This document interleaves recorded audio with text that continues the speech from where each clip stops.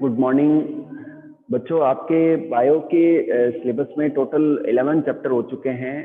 जो कल की क्लास में चैप्टर कंप्लीट हुआ है ट्रांसपोर्ट इन प्लांट्स, आज हम नया चैप्टर स्टार्ट कर रहे हैं। चैप्टर का नेम है मिनरल न्यूट्रिशन।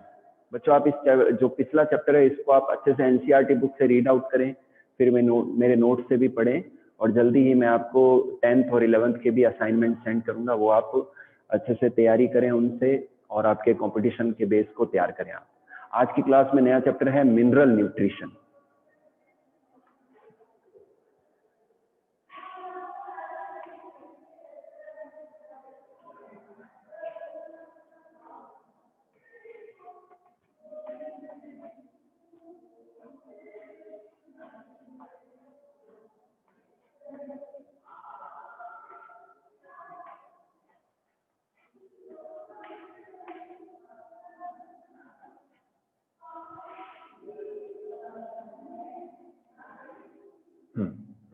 बच्चों सबसे पहले बात करते हैं मिनरल न्यूट्रिशन की। बच्चों जितने भी प्लांट हैं या जितने भी ऑर्गेनिज्म हैं सभी को मिनरल्स की रिक्वायरमेंट रहती है।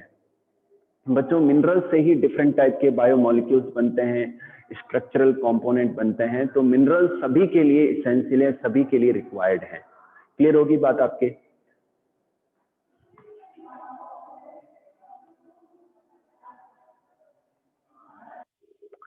तो बच्चों ये जो मिनरल्स हैं प्लांट्स एब्जॉर्ब करते हैं सॉइल से। जो प्लांट्स हैं अपनी रूट्स के द्वारा, रूट हेयर्स के द्वारा और फंगल एसोसिएशन के द्वारा रूट से मिनरल्स को और वाटर को एब्जॉर्ब करते हैं। क्लियर होगी बात आपके? तो इस तरीके से वो मिनरल्स को एब्जॉर्ब करके वाटर के साथ में उनको सप्लाई करते हैं प्लांट के ऊपर तक। ठीक है ना? लेकिन बच्चों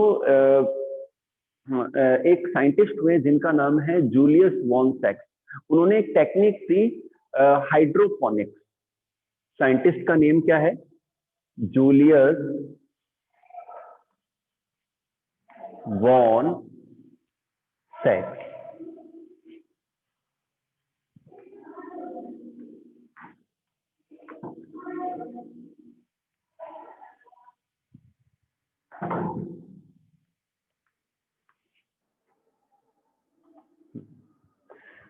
बच्चों जूलियस वॉन सैक्स है, इन्होंने जो है जो टेक्निक दी हाइड्रोपोनिक्स।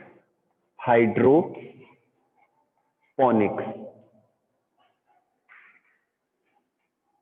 हाइड्रोपोनिक्स क्या है? इसे हम हिंदी में जल संवर्धन कहते हैं। यानी कि इन्होंने पानी के सॉल्यूशन के अंदर विदाउट सॉइल जो है प्लांट्स को ग्रो करवा दिया।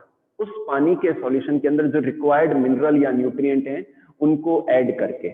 तो इस टेक्निक को हम क्या कहते हैं? हाइड्रोपोनिक्स कहते हैं। ठीक है ना? और इस टेक्निक के द्वारा किसी प्लांट को कौन सा मिनरल रिक्वायर्ड है, कौन सा एलिमेंट आवश्यक है या नहीं है, उसका पता लगाया जा सकता है। तो हाइड्रोपोनिक्स क्या है? The growing of the plants in an aqueous solution in A watery solution without the help of soil. Soil के हेल्प के बिना प्लांट्स को ग्रो करवा देना। और इसके लिए उन्होंने क्या किया? पानी के सॉल्यूशन के अंदर जितने भी इसेंशियल रिक्वायर्ड मिनरल थे उनको ऐड कर दिया। इसलिए इस टेक्निक को हम कहते हैं हाइड्रोपोनिक्स। तो बच्चों मैं यहाँ पर एक स्केच बनाऊंगा और आप भी मेरे साथ में ड्रॉ कीजिए, और ये हाइड्रोपोनिक्स से रिलेट करता हुआ स्केच है। ठीक है?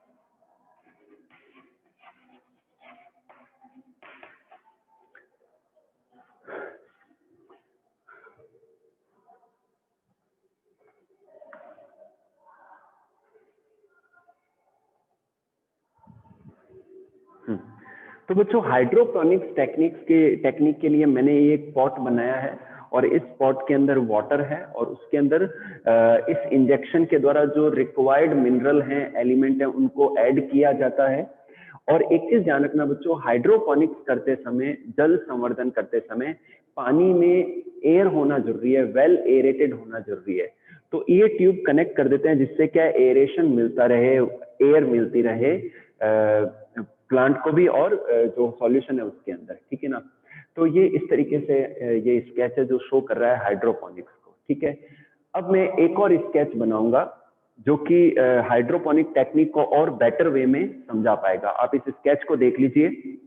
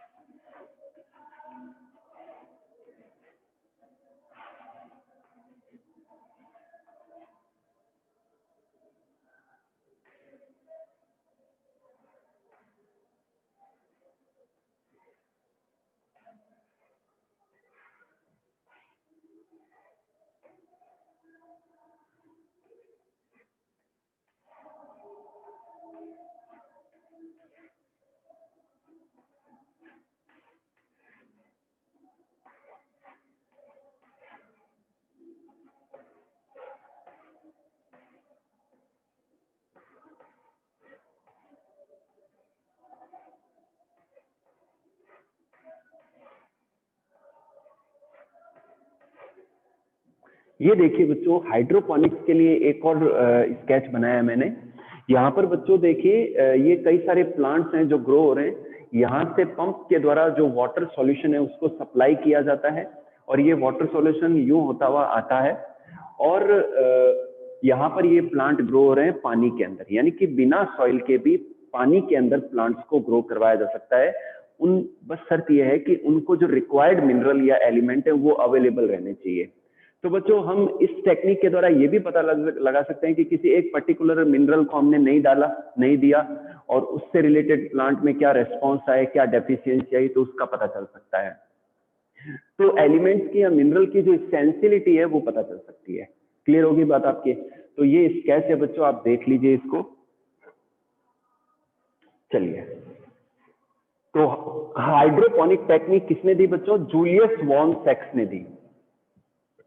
ठीक है, अब हम बात करते हैं इसेंशियल एलिमेंट्स की। किसकी बात करेंगे? इसेंशियल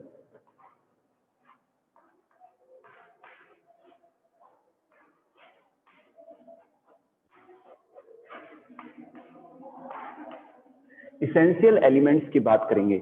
बच्चों कोई भी मिनरल या एलिमेंट है उसकी एसेंशियलिटी कैसे डिसाइड की जाती है? कि सबसे इंपॉर्टेंट थिंग है कि वो प्लांट के लिए बहुत ही ज्यादा यूजफुल और इंपॉर्टेंट हो, उसको किसी भी दूसरे एलिमेंट के द्वारा रिप्लेस ना किया जा सकता हो, मतलब उसकी जो डेफिशिएंसी उसको कोई और एलिमेंट पूरा ना कर पाए, इसलिए वो इसेंशियल है। ठीक है ना। उसका प्लांट की ग्रोथ में, प्लांट के मेटाबॉलिज्म में बहुत ज्यादा इंपॉर्टेंट रोल हो, तो इससे उस एलिमेंट की या मिनरल की इसेंशियलिटी का पता चलता है। तो बच्चों जितने भी इसेंशियल मिनरल या एलिमेंट हैं उनको हम दो ग्रुप में डिवाइड करते हैं, दो न्यूट्रिएंट में डिवाइड करते हैं, macro nutrient and micro nutrient.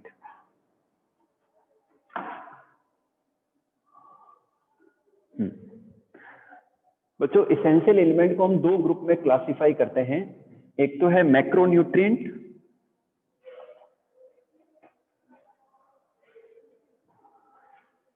Macro nutrients, और सेकंड है माइक्रो न्यूट्रिएंट्स, माइक्रो न्यूट्रिएंट्स। ठीक है, ये कंपटीशन का पार्ट है बच्चों। मैक्रो न्यूट्रिएंट कौन कौन से हैं? Carbon, hydrogen, oxygen, nitrogen, phosphorus, sulphur, calcium, potassium, magnesium. 1 2 3 4 5 6 7 8 9। ठीक है बच्चों, मैक्रो न्यूट्रिएंट इसेंशियल एलिमेंट की हम बात करें तो मैक्रो न्यूट्रिएंट क्या है कि ऐसे न्यूट्रिएंट जो प्लांट के ड्राई मैटर का, ठीक है ना, पर किलोग्राम जो ड्राई मैटर है उसके लिए 10 मिलीमोल से ज्यादा, ठीक है ना, मैक्रोन्यूट्रिएंट 10 मिलीमोल से पर किलोग्राम ड्राई मैटर में रिक्वायरमेंट हो उसकी, तो उन्हें हम क्या कहते हैं? मैक्रोन्यूट्रिएंट कहते हैं। ठीक है ना, दोबारा सुन लीजिए, macronutrients are those nutrients which are required by plant in excess of 10 millimole per kilogram of dry matter, तो they are known as macronutrient. ये टोटल 9 है। ये कितने हैं बच्चों? टोटल 9 है। Carbon, hydrogen, oxygen, nitrogen, phosphorus, sulphur, potassium, calcium and magnesium. दोबारा सुन लीजिए, carbon, hydrogen, oxygen, nitrogen, phosphorus, sulphur, potassium, calcium and magnesium. ये क्या है बच्चों? मैक्रोन्यूट्रिएंट हैं जो प्लांट में ज्यादा अमाउंट में रिक्वायर्ड होते हैं। ठीक है, याद कर लीजिए आप इनको, ये नीट एग्जाम में पूछा जाता है क्वेश्चन। फिर लेते हैं माइक्रोन्यूट्रिएंट। माइक्रोन्यूट्रिएंट में कौन कौन से हैं बच्चों? Iron, manganese, cobalt, boron, nickel, chlorine, molybdenum. 1 2 3 4 5 6 7। Iron, manganese, cobalt, boron, nickel, chlorine, molybdenum and copper. Copper नहीं। ठीक है बच्चों, ये बच्चों माइक्रोन्यूट्रिएंट्स हैं। माइक्रोन्यूट्रिएंट्स कौन कौन से हैं? आयरन है, मैग्नीज है, कोबाल्ट है, बोरोन है, निकल है, क्लोरीन है एंड मॉलिब्डेनम है। ये जो मिनरल हैं, ये जो एलिमेंट है बच्चों, ये लेस देन 10 मिलीमोल ऑफ पर किलोग्राम ऑफ ड्राई मैटर, मतलब प्लांट के ड्राई मैटर का पर किलोग्राम के लिए लेस देन 10 मिलीमोल रिक्वायरमेंट होती है इनकी। तो इन्हें हम क्या कहते हैं? माइक्रोन्यूट्रिएंट्स कहते हैं। क्या कहते हैं बेटा? हम माइक्रोन्यूट्रिएंट्स कहते हैं। तो इसेंशियल एलिमेंट को हम दो ग्रुप में डाल सकते हैं। इसके अलावा कुछ और इसेंशियल एलिमेंट है जो प्लांट के लिए रिक्वायर्ड है, जैसे कि सोडियम है, सेलेनियम है, ठीक है ना। तो ये क्या है? प्लांट के लिए रिक्वायर्ड होते हैं ये। ठीक है बेटा। तो इसके बाद लेते हैं कि कुछ जो एलिमेंट्स हैं, जो इसेंशियल एलिमेंट हैं, उनको उनकी फंक्शनिंग के हिसाब से, उनकी वर्किंग के हिसाब से, मेटाबॉलिक रिएक्शंस में उनके रोल के हिसाब से हम 4 ग्रुप में क्लासिफाई कर सकते हैं।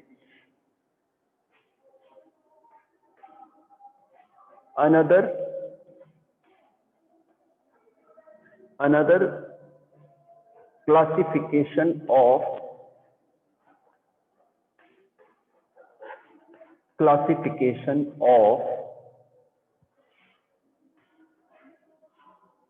essential elements, another classification of essential elements, ठीक है ना। इसमें फर्स्ट ले लेते हैं हम पार्ट ऑफ बायोमॉलिक्यूल।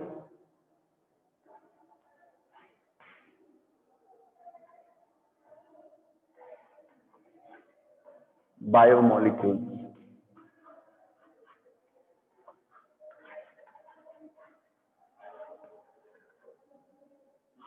ठीक है बेटा। पार्ट ऑफ बायोमोलिक्यूल्स की बात करो, जैसे कि कार्बन है, हाइड्रोजन है, ऑक्सीजन है, ठीक है ना, नाइट्रोजन है। तो ये जो है बायोमोलिक्यूल, जैसे कि कार्बोहाइड्रेट है, प्रोटीन है, फैट है, तो उनके पार्ट ये उनको ये बनाते हैं। तो कार्बन, हाइड्रोजन, नाइट्रोजन और ऑक्सीजन ये बहुत ही ज्यादा इंपॉर्टेंट है, इसेंशियल एलिमेंट है। दूसरा जो ग्रुप है इसमें पार्ट ऑफ एनर्जी मॉलिक्यूल या एनर्जी मॉलिक्यूल। जैसे कि बच्चों मैं बात करूं आपकी क्लोरोफिल की, तो क्लोरोफिल की जो पोरफायरिन रिंग है, इनके सेंटर के अंदर मैग्नीशियम पाया जाता है। क्लोरोफिल के अंदर क्या पाया जाता है? मैग्नीशियम पाया जाता है। तो ये इंपॉर्टेंट हो गया, ठीक है ना। इसके अलावा जैसे कि एटीपी है, तो एटीपी एनर्जी करेंसी है, इसके अंदर फास्फोरस पाया जाता है। एटीपी क्या है? एनर्जी करेंसी है जिसके अंदर फास्फोरस पाया जाता है। क्लियर होगी बात? तो ये एनर्जी मॉलिक्यूल के लिए है ये। इसके बाद में आ जाते हैं इंड्यूसर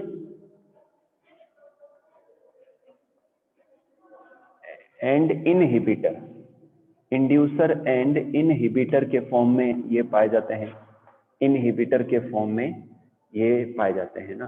तो इन जैसे कि जिंक है जो कि एल्कोहल डीहाइड्रोजिनेज Zn+2, जो Zn+2 है वो एल्कोहल डीहाइड्रोजिनेज के एंजाइम को एक्टिवेट करता है, उसकी एक्टिविटी को और कैटलाइज कर देता है। क्लियर होगी बात? इसी तरीके से जो मैग्नीशियम है, ठीक है ना, तो ये जो मैग्नीशियम है ये रूबिस्को एंजाइम है, उसकी एक्टिविटी को इंक्रीज कर देता है। इसी तरीके से जो नाइट्रोजिनेज एंजाइम है, तो उसमें जो मॉलिब्डेनम है वो वहां पर अपना रोल प्ले करता है। तो ये क्या करते हैं? इंड्यूसर या इनहिबिटर के रूप में अपना रोल प्ले करते हैं। कई सारे एंजाइम की एक्टिविटी को इंक्रीज कर देते हैं या रोक देते हैं। क्लियर होगी बात आपके? इसके अलावा ऑस्मोटिक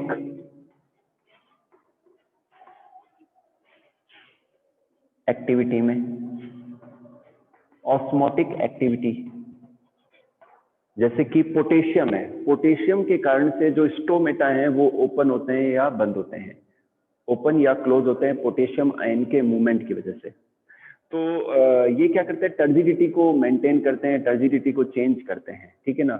तो यहाँ पर ऑस्मोटिक एक्टिविटी में भी इनका रोल होता है। जैसे कि पोटेशियम आयन थ्योरी आप पढ़ेंगे, उसके अंदर पोटेशियम आयन के कारण से स्टोमेटा क्लोज होते हैं और ओपन होते हैं। क्लियर होगी बात आपकी? तो दोबारा सुन लीजिए बच्चों, ये चैप्टर छोटा है, ये चैप्टर छोटा है लेकिन इंपॉर्टेंट है ये, और बहुत इंपॉर्टेंट है। कंपटीशन में क्वेश्चन बनते हैं इसके, लेकिन अपन इसको आराम से सही तरीके से करेंगे। हम मिनरल न्यूट्रिशन को डिस्कस कर रहे हैं।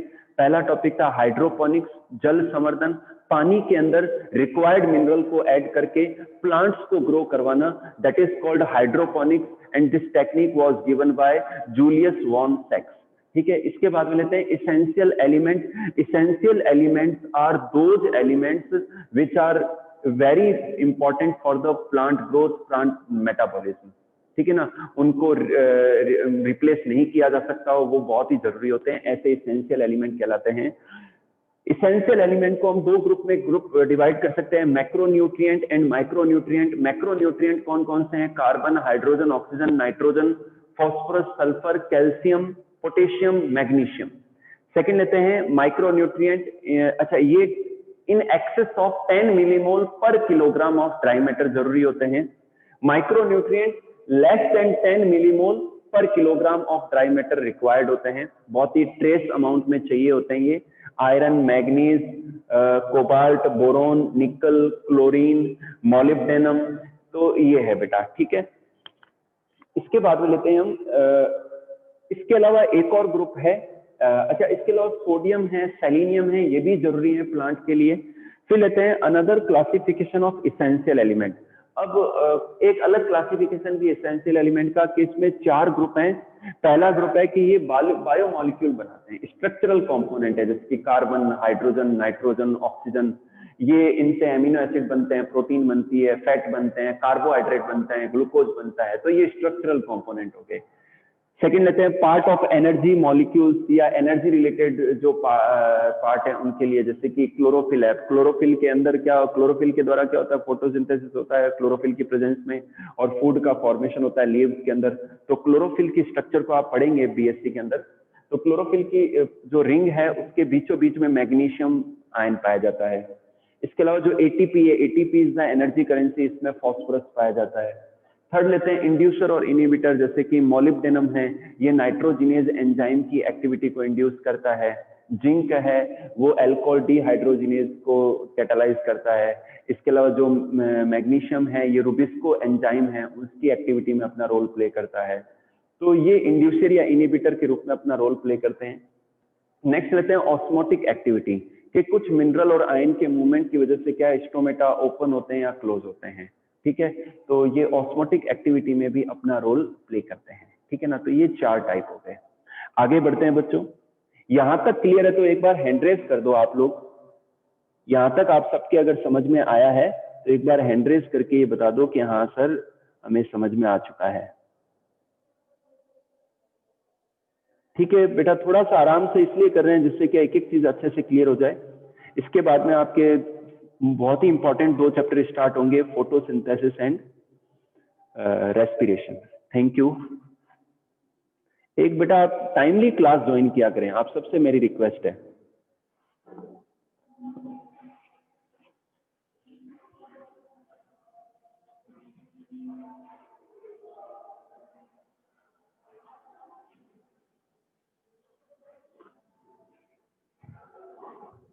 अब हम डिस्कस करेंगे बच्चों डेफिशिएंसी एंड टॉक्सिसिटी। डेफिशिएंसी क्या है?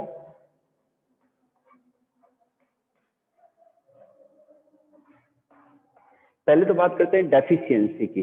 डेफिशिएंसी ऑफ मिनरल्स बच्चों जो प्लांट की ग्रोथ कब अच्छी होती है? क्यों कहते हैं कि डेजर्ट के अंदर खेती अच्छी नहीं हो सकती, जबकि जो राजस्थान का जो दूसरा हिस्सा है, जो कोटा, सवाई माधोपुर, करौली, झालावाड़ का एरिया है, वो बहुत ज्यादा उपजाऊ है, फर्टाइल है। और जो हनुमानगढ़, गंगानगर, सूरतगढ़ का जो एरिया है वो भी बहुत ज्यादा फर्टाइल है। लेकिन बीकानेर, जोधपुर, जैसलमेर, बाड़मेर का फर्टाइल नहीं है। कारण ये है बच्चों कि प्लांट को ग्रोथ करने के लिए जितने भी मैंने मिनरल बताए थे ना, मैक्रो और माइक्रो न्यूट्रिएंट, ये सभी रिक्वायर्ड होते हैं एक लिमिट अमाउंट के अंदर। ये सभी मिनरल अगर प्लांट्स को मिलते हैं तो उस सॉइल के अंदर प्लांट की ग्रोथ अच्छी होती है। तो जब कभी भी प्लांट को इन मिनरल में से कोई 1 या 2 मिनरल कम मिलते हैं या दूसरे मिनरल नहीं मिलते हैं या पानी की कमी रह जाती है, तो फिर प्लांट प्रॉपरली ग्रोथ नहीं कर पाते हैं। और यही कारण है कि ऐसी मिट्टी में उपजाऊपन नहीं रहता है, फर्टिलिटी खत्म हो जाती है, उपजाऊपन खत्म हो जाता है। समझ में आ गई बात आपके? और वहां पर क्रॉपिंग जो है वो अच्छी नहीं हो पाती है। इसीलिए जो किसान भाई हैं, जो फार्मर्स हैं, वो क्या करते हैं, जब भी खेती करते हैं अगर मिट्टी उपजाऊ नहीं है तो उसमें यूरिया ऐड कर देते हैं या फर्टिलाइजर्स ऐड कर देते हैं अदर, या फिर नेचुरल जो मैन्योर्स हैं उनको ऐड करते हैं, जिससे क्या है कि जो प्लांट जो सॉइल है वो एनरिच हो जाए उन पर्टिकुलर मिनरल से। जैसे यूरिया के अंदर नाइट्रोजन भरपूर होती है, हालांकि इसका साइड इफेक्ट भी आता है प्लांट्स के ऊपर, ठीक है ना, और फिर ह्यूमन रेस के ऊपर भी इसका साइड इफेक्ट आता है इनडायरेक्टली। ठीक है, तो मैन्योर मिलाकर, मैन्योर खेत की मिट्टी में ऐड करके और फर्टिलाइजर्स को ऐड करके जो रिक्वायर्ड मिनरल हैं उनको वहां पर फुलफिल कर दिया जाता है, जिससे प्लांट की ग्रोथ अच्छी हो जाती है। ठीक है ना, तो बेस्ट तो यही रहता है बच्चों कि नेचुरल मेथड से ही खेती की जानी चाहिए।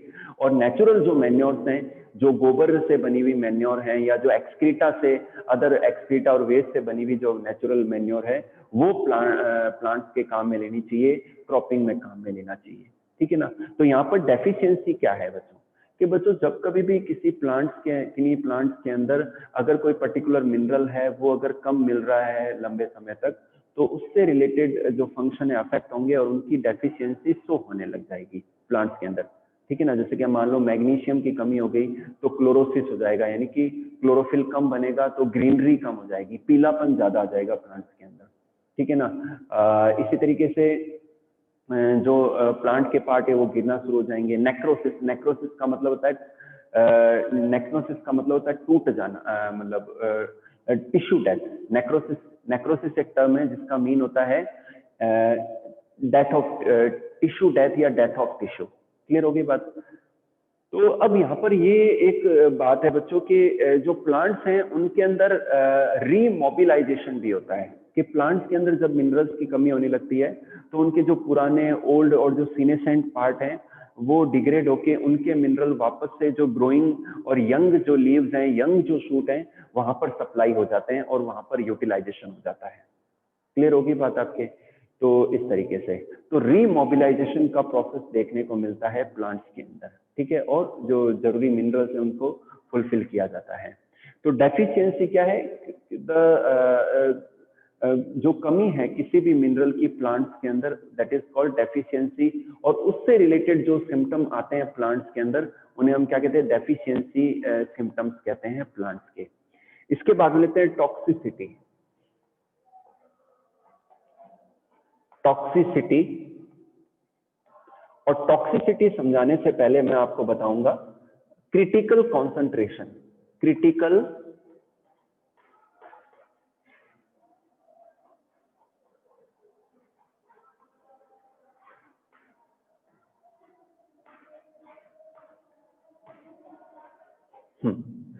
बच्चों यहां पर देखिए क्रिटिकल कॉन्सेंट्रेशन क्या है। बच्चों किसी भी मिनरल की वो मिनिमम कॉन्सेंट्रेशन, किसी भी मिनरल की मिनिमम कॉन्सेंट्रेशन, उससे कम कॉन्सेंट्रेशन मिलने पर प्लांट में डेफिशिएंसी हो जाती है उस मिनरल की। That concentration is called critical concentration. Clear होगी बात आपके। तो क्रिटिकल कॉन्सेंट्रेशन से नीचे अगर मिनरल मिल रहे हैं तो उसकी डेफिशिएंसी प्लांट को होगी। फिर लेते हैं टॉक्सिसिटी। टॉक्सिसिटी क्या है कि बच्चों कई बार क्या होता है कि प्लांट्स के अंदर कुछ ऐसे मिनरल्स एब्जॉर्ब हो जाते हैं जो दूसरे मिनरल के अपटेक को रोक देते हैं, जो दूसरे मिनरल के अपटेक को क्या कर देते हैं, रोक देते हैं। क्लियर होगी बात। जैसे कि मैग्नीज टॉक्सिसिटी, प्लांट्स के अंदर जनरली मैग्नीज की टॉक्सिसिटी देखने को मिलती है।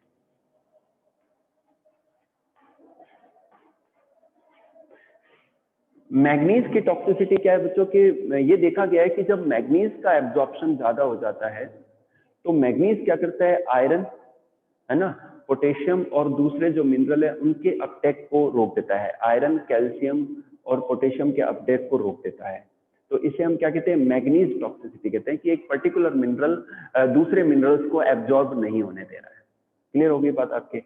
अब बात करते हैं बच्चों कि प्लांट के अंदर एब्जॉर्प्शन कैसे होता है। वैसे लास्ट चैप्टर में आप समझ चुके हैं। प्लांट्स के अंदर, प्लांट्स की जो रूट्स हैं वो सॉइल के अंदर फैल जाती हैं, ग्रो कर जाती हैं, और रूट्स के द्वारा, रूट हेयर्स के द्वारा जो है मिनरल्स का, वाटर का एब्जॉर्प्शन होता है। तो ये पैसिवली भी होता है और एक्टिवली भी होता है। पैसिवली होता है इसलिए इसे कहते हैं पैसिव एब्जॉर्प्शन। जो पैसिव एब्जॉर्प्शन है वो कॉन्सेंट्रेशन ग्रेडियंट के अकॉर्डिंग होता है, यानी कि जो वाटर है वो अपनी हाई से लो कॉन्सेंट्रेशन यानी कि सेल के साइटोप्लाज्म के अंदर मूव कर जाता है और उसके साथ में कुछ मिनरल्स भी चले जाते हैं। तो इसे हम क्या कहते हैं, पैसिव एब्जॉर्प्शन कहते हैं। इसमें रूट की सेल्स अपनी मेटाबॉलिक एनर्जी को खर्च नहीं करती है। समझ में आ गई बात आपके बच्चों, आप लास्ट तक बने रहना। और दूसरी चीज बच्चों, पैसिव एब्जॉर्प्शन, लेकिन कई सारे ऐसे मिनरल या चार्ज आयन ऐसे हैं जो पैसिवली एब्जॉर्ब नहीं हो सकते, तो फिर उनको, उनका क्या होता है, एक्टिव एब्जॉर्प्शन होता है। तो एक्टिव एब्जॉर्प्शन के अंदर जो रूट की सेल्स हैं वो अपनी मेटाबॉलिक एनर्जी को खर्च कर देती हैं।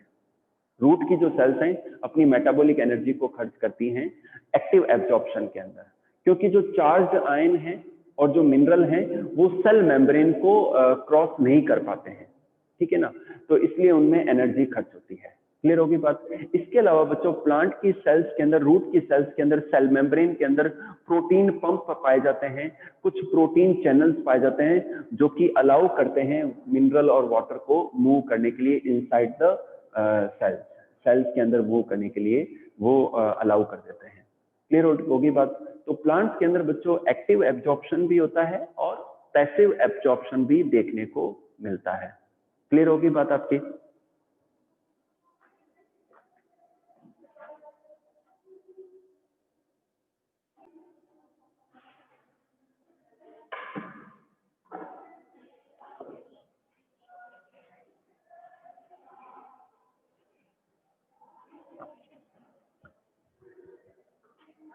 बच्चों एक चीज और के, जो कैल्शियम है ना, कैल्शियम आयन रीमोबिलाइज नहीं होता है क्योंकि वो स्ट्रक्चरल कंपोनेंट है प्लांट का, तो इजीली उसका रीमोबिलाइजेशन नहीं होता है और वो जो ओल्ड पार्ट है वहां से वापस सप्लाई नहीं होता है ग्रोइंग पार्ट में या न्यूली फॉर्म पार्ट के अंदर।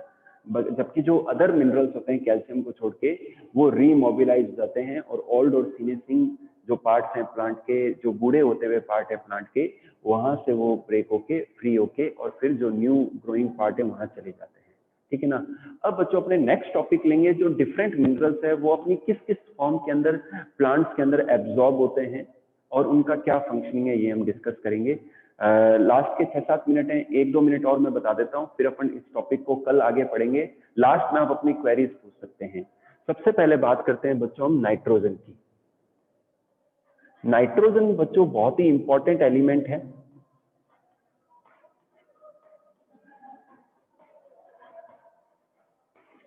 बच्चों नाइट्रोजन एक तो नाइट्रेट के फॉर्म में या नाइट्राइट के फॉर्म में, ठीक है ना, या अमोनियम आयन के फॉर्म में जो है एब्जॉर्ब होते हैं। जो नाइट्रोजन है या तो नाइट्रेट के फॉर्म में, ये सिंपलर फॉर्म है, या नाइट्राइट के फॉर्म में या अमोनियम आयन के फॉर्म में एब्सॉर्ब कर लिए जाते हैं। और नाइट्रोजन कंपोनेंट है एमिनो एसिड का, और एमिनो एसिड से जो है प्रोटीन बनती है, तो इसलिए बच्चों नाइट्रोजन जरूरी है।